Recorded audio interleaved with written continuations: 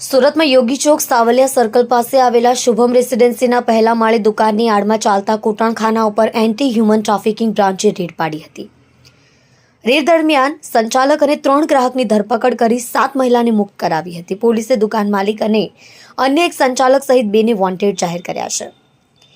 Police પાસેથી મળતી માહિતી મુજબ ક્રાઇમ બ્રાન્ચની એન્ટી હ્યુમન ટ્રાફિકિંગ યુનિટની ટીમે બાતમી મળી હતી કે યોગી ચોકમાં આવેલી શુભમ રેસિડેન્સીમાં દુકાનની આડમાં કૂટણખાનું ચાલી રહ્યું છે। પોલીસની ટીમે બાતમીને આધારે યોગી ચોક સાવલિયા સર્કલ પાસે આવેલા શુભમ રેસિડેન્સીમાં પહેલા માળે દુકાન નંબર 110 અને 111માં રેડ પાડી હતી। રેડ દરમિયાન દેહ વ્યાપારનો ધંધો ચલાવતા સંચાલક વિશ્વરૂપ બારુન દે ઉંમર 28 રહેવાસી મચ્છી માર્કેટ પાસે નાનપુરા સુરત મૂળ પશ્ચિમ બંગાળ અને 3 ગ્રાહકની ધરપકડ કરી હતી।